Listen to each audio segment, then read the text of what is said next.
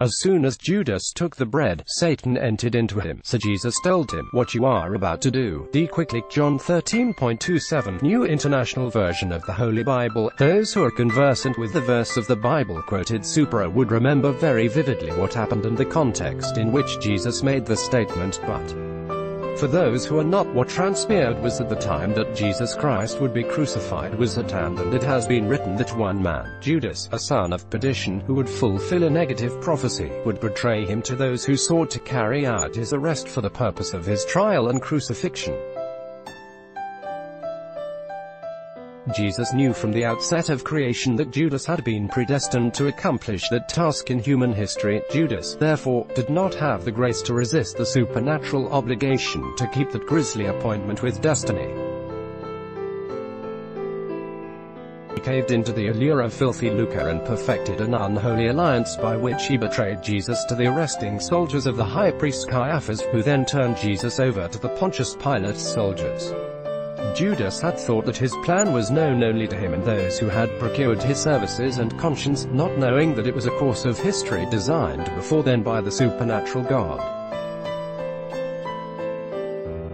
whom he was dealing with in the form of man as God's Son. The essence of this biblical allusion is not necessarily to draw a parallel between Judas and the dogs of war, otherwise referred to as mercenaries by the APC National Chair, Comrade Adams Oshiomhole, who have visited losses on the party, but rather to nudge those who are still holding back to do quickly what they want to do. Defect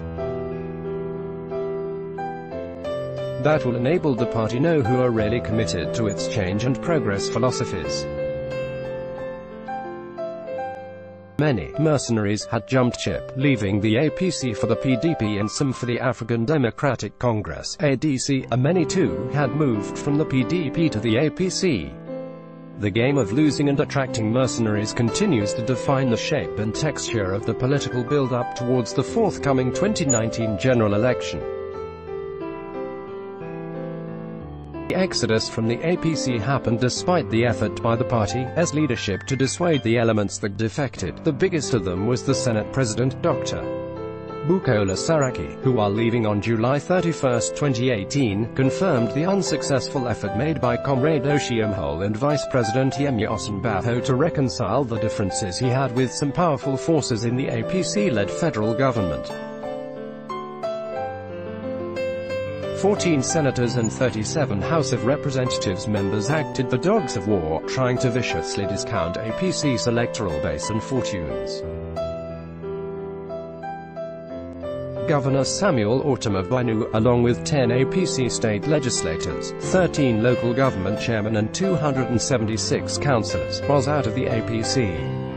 Governor Abdul Fattah Ahmed of Kwara had moved with Saraki. He defected with 23 House of Assembly members but one and the entire local government council structures in the state. Governor Aminu Tambuwal of Sokoto did his own theatrics. He moved with 18 members of the State House Assembly. 12 members refused to move. His deputy governor also did not move. It would appear that the excitement associated with defections had climaxed with the movement of Saraki, until the rumors about the planned defection of the leader of the minority People's Democratic Party (PDP) caucus in the Senate, Senator Godswill Akpabio, began to make the rounds. The gambit of Akpabio, who is the immediate past two-term governor of Akwa Ibom State, has already caused ballyhoo in the opposition PDP. But unlike the obvious issues some leaders of the new PDP group were having in the APC that could somewhat validate or justify the decision to egress, Akpabio's plan to leave the PDP for the APC was like a bolt from the blue, unable to find credible and understandable justification. His defection, which is slated for this week, at the Godswill Akpabio Stadium in Akwa Ibom State, is the latest and, perhaps, the biggest deal in the context of political treacheries, the kind that Judas' action typified.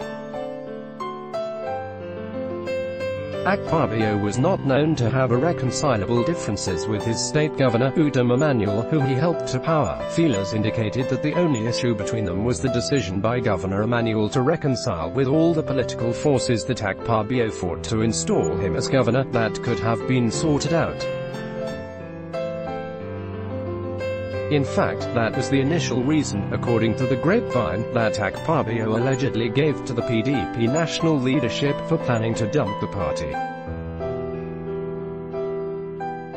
But afterward, the real reason was said to have been independently ferreted, and his alleged massive financial misappropriation was indicted in the decision of the APC-led federal government to turn the heat on him. Akpabio had been allegedly under intense pressure of harassment, intimidation and blackmail, and the only way to mitigate the collateral damage of his potential prosecution by the Economic and Financial Crimes Commission, EFCC, was to strike a deal that would give him a soft landing. Defection to the APC was the only practicable, reasonable, self-serving and damage-mitigating option. Regardless, another dog of war is, indeed, set to cross over, this time, from the PDP to the APC, in a grand style. Akpabio is the biggest fish yet, being the leader of the PDP in the Senate that the net of the fishing APC has caught. The APC apparatchiks are understandably excited that, at least, they're paying back the PDP in its own coin. But Nigerians are eager to see the number of elected and appointed PDP officials that will defect with him to the APC and the extent of damage that his action will inflict on the PDP in Akwa Ibom State, which is a traditional PDP stronghold, especially given the fact that Governor Emmanuel is still in the saddle and providing the PDP with necessary bootstraps.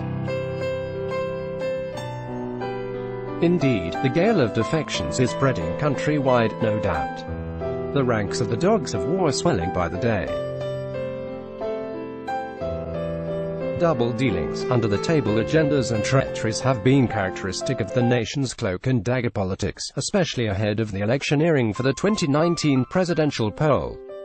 Loyalty to leadership and followership has become an anathema.